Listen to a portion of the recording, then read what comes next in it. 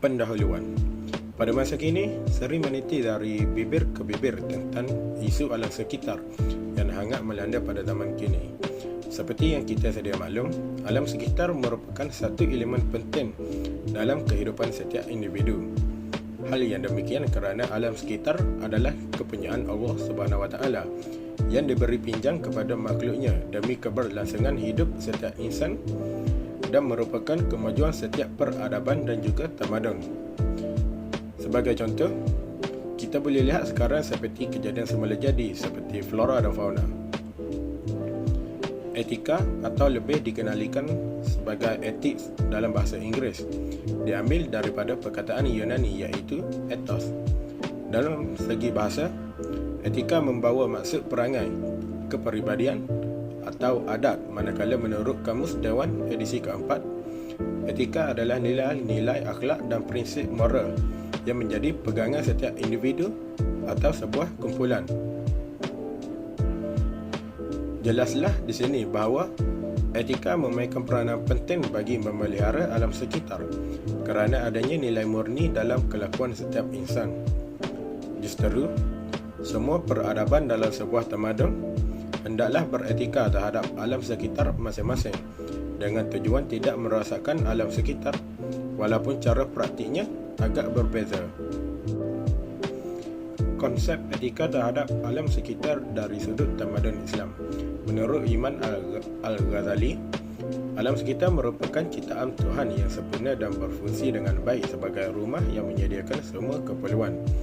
Langit yang tinggi seperti bubung, bumi yang luas seperti permaidani, dan bintang-bintang yang tersebar seperti lapu dan harta karun semuanya dibuat dan dipersiapkan oleh Allah SWT sebagai khalifahnya untuk benar-benar berfungsi dengan baik.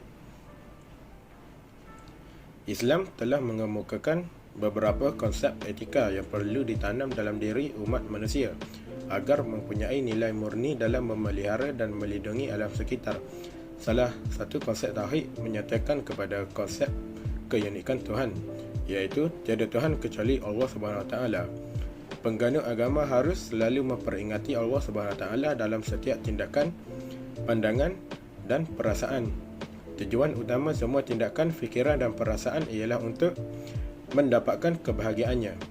Manusia bertanggungjawab atas tindakan mereka dan akan diberi perhargaan dalam pekerjaan masa depan. Konsep tauhid tidak terhad kepada isu-isu pemujaan tetapi juga merangkumi semua aspek kehidupan termasuk hubungan interpersonal dan masalah persekitaran. Umat manusia harus sedar bahawa tanah tempat manusia tinggal adalah milik Allah. Yang kedua adalah konsep khalifah yang bermaksud pengganti Tuhan di dunia untuk memenuhi misinya dan menjaga undang-undangnya di dunia. Dengan kelebihan yang diciptakan manusia dari unsur material dan bermakna, manusia dilantik sebagai khalifah Allah SWT yang memelihara dan memerintah alam sekitar dengan cara yang terbaik. Sebagai khalifah, manusia mempunyai tanggungjawab untuk menjaga keharmonian dan keseimbangan alam, bukan untuk memerintah dunia. Perlu menjaga kepercayaan yang telah diberikan oleh Tuhan kepada manusia. Hal ini kerana setiap orang akan ditanya mengenai tanggungjawab sendiri. Akhirnya, konsep ibadah merujuk kepada kerendahan hati dan kepatuhan kepada perintah Tuhan. Selama seseorang memenuhi syarat-syarat tertentu, apapun tindakannya untuk memelihara dan melindungi alam sekitar akan dianggap sebagai tindakan ibadah, asalkan ia dilakukan dengan niat yang ikhlas kepada Allah, tidak melanggar hukum Islam, tidak mengabaikan ibadah wajib dan mampu melaksanakannya dengan baik. Secara keseluruhannya, alam sekitar ini adalah manifestasi dari kekuasaan Allah yang besar dan menjadi mazmur untuk memahami hakikat keberadaan dan keagungan Allah SWT. Kesejahteraan dunia ini mesti dijaga untuk menyatakan rasa syukur dan menyenangkan Tuhan. Sebenarnya, tugas memelihara dan melindungi alam adalah tanggungjawab setiap orang yang hidup di alam ini tanpa mengira batas agama mereka. Okey, seterusnya saya akan teruskan dengan konsep etika terhadap alam sekitar mengikut sudut pandang tamadun barat. Keperanan dan amalan seseorang terhadap alam sekitar bergantung kepada tingkah laku dan pandangan individu itu sendiri yang ditentukan oleh sikap dan perbuatan yang memperlihatkan peduli atau tidak peduli terhadap alam sekitar. Menurut Swatch pada tahun 1999, nilai adalah konsep yang membantu seseorang menentukan keputusan dan menilai tindakan lain berdasarkan keinginan yang menjadi pedoman bagi individu tersebut. Walaupun begitu, nilai-nilai hidup yang murni bukan hanya untuk diajar dan dipelajari, bahkan memfokuskan penghayatan dan kezahiran dalam bentuk yang mencerminkan nilai murni yang ada pada diri mereka. Akhir sekali, pendidikan alam sekitar juga menekankan pentingnya mengubah tingkah laku dan amalan individu serta membangun sikap bertanggungjawab. Okey, seterusnya kita akan teruskan dengan isu pembuangan sampah secara berleluasa. Pada era globalisasi saat ini, pencemaran alam sekitar tidak lagi menjadi hal yang asing di negara kita. Salah satu isu yang sering dibicarakan adalah masalah pembuangan sampah sembarangan yang terjadi secara luas. Sampah didefinisikan sebagai bahan buangan industri dan domestik seperti rumah tangga dan lingkungan persekitaran. Sampah dapat dikelompokkan menjadi dua kategori utama, iaitu sampah organik dan anorganik. Sampah organik adalah sampah yang dapat diurai oleh mikroorganisma melalui proses semula jadi, sedangkan sampah anorganik adalah sampah yang terdiri daripada bahan non-hayati seperti produk sintetik yang sukar diurai secara semula jadi. Sampah anorganik dapat dikelompokkan ke dalam beberapa kriteria seperti logam, plastik, kertas kaca, keramik, deterjen dan sebagainya. Sebahagian besar bahan ini memerlukan waktu yang lama untuk terurai dengan sendirinya. Di antara faktor berlakunya pencemaran alam sekitar yang disebabkan pembuangan sampah sembarangan secara berluasa ialah jumlah penduduk yang ramai, keadaan sosial ekonomi, kemajuan teknologi serta pembaziran dan sikap para penduduk yang tidak bertanggungjawab. Faktor-faktor tersebut boleh menyebabkan kesan negatif kepada manusia, flora dan fauna. Sebagai contoh, di mana cecair rembesan sisa masuk. Assalamualaikum warahmatullahi wabarakatuh. Saya Muhammad Syafiq bin Muhammad dan kali ini saya akan cerita tentang isu pembelakan haram tanpa kawalan. Jadi seperti yang sudah kita ketahui, isu pembelakan haram tanpa kawalan ini sudah lama berada di Malaysia dan hingga kini menjadi isu yang sangat besar buat negara ini. Jadi, apakah faktor-faktornya yang terjadinya isu pembelakan haram tanpa kawalan ini? Jadi yang pertamanya ialah aktiviti wujudnya ataupun berkembangnya aktiviti pembangunan. Di mana aktiviti pembangunan ini dapat memusnahkan kehidupan flora dan fauna. Dan ia akan menjadikan ekosistem hutan di negara kita ini. Okay, sebagai contoh, aktiviti pembangunan adalah pembinaan kawasan perumahan baru, pembinaan bangunan tinggi dan juga pembinaan kawasan perindustrian. Jadi, apabila pesatnya pembangunan di setengah bandar atau setengah kawasan itu, maka pembalakan akan bertambah dan ini akan merosakkan sistem flora dan fauna di kawasan tersebut.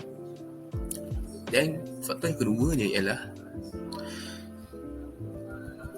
perubahan pelancongan yang pesat yang menyebabkan pembelakan haram dan pembangunan.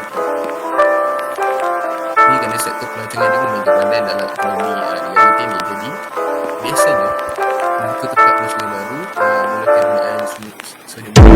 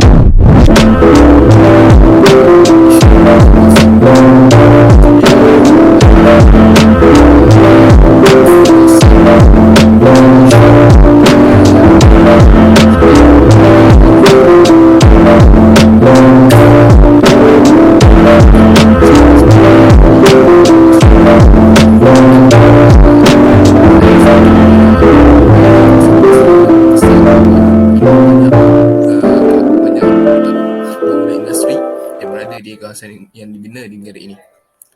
Tapi puncanya yang saya ingin tekankan adalah adanya kilang-kilang yang besar. Yang seperti cakap ni, perindustrian kawasan yang besar yang kita dapat di negara ni, kilang-kilang seperti kilang parabot, kilang kereta dan sebagainya. Dan antara contoh yang kita boleh ambil kira yang terdekat ialah pada bulan Ogos 2019, masalah pelepasan situasi yang teruk ini telah berlaku di kawasan tertentu di Sungai King di Pasir Gunak. Banyak yang terjejas ya bila berlakunya pada tahun 2019 itu, iaitu menyebabkan sebanyak 111 sekolah dan 92 tadika telah ditutup. Dan daripada 5,848 sakit, 12 sakit mendapat rawatan ICU disebabkan oleh pembunuhan toksik ini yang menjejaskan yang menyebabkan pencemaran udara pencemaran udara yang menyebabkan boleh menjejaskan kesihatan penduduk sekitar. Jadi itu saja daripada saya. Seterusnya, isu pembakaran terbuka. Pembakaran terbuka bukan salah satu punca utama terjadinya pencemaran alam sekitar.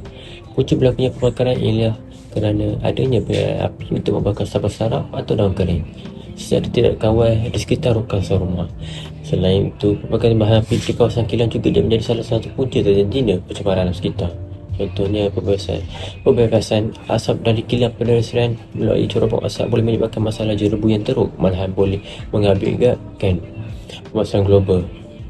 Kesannya, ia boleh mengabaikan peningkatan jerebu yang boleh mengabaikan berbagai jenis penyakit lebih-lebih lagi daripada organ paru dan sistem pernafasan manusia. Lazimnya, mereka yang mempunyai sejarah penyakit asma lebih mudah terdedah daripada masalah ini, manakala yang sihat juga boleh mendapat seperti batuk, sakit tekak dan sesama dan sebagainya. Oleh itu, kebanyakan aktiviti harian individu terpaksa lalu tunda dan banyak sekolah tutup kerana fenomena jerebu. Hal ini kerana tanaman yang tidak dapat membesar dan subur disebabkan oleh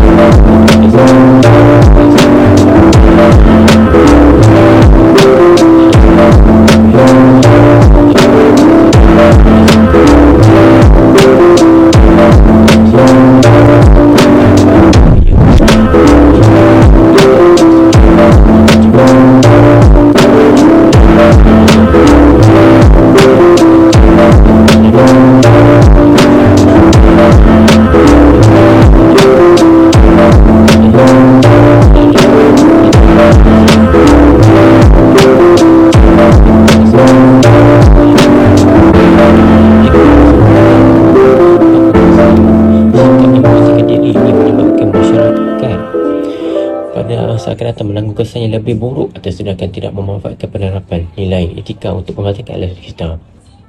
Berbagai usaha boleh dilakukan untuk memberi kesedaran kepada masyarakat tentang kepentingan ini, mengadakan kempen sedaran alam sekitar, penyebaran melalui kaca TV, televisyen, radio dan media sosial. Namun begitu, penyebaran informasi ini haruslah meliputi semua generasi yang lebih muda sehinggalah yang tua. Dengan pelaksanaan ini, semua pihak, sama ada pihak kerajaan atau swasta dapat berganding bahu dalam menyuarakan kepentingan alam sekitar demi menjaga keselamatan generasi akan datang supaya mereka dapat menikmati alam sekitar yang diciptakan oleh manusia.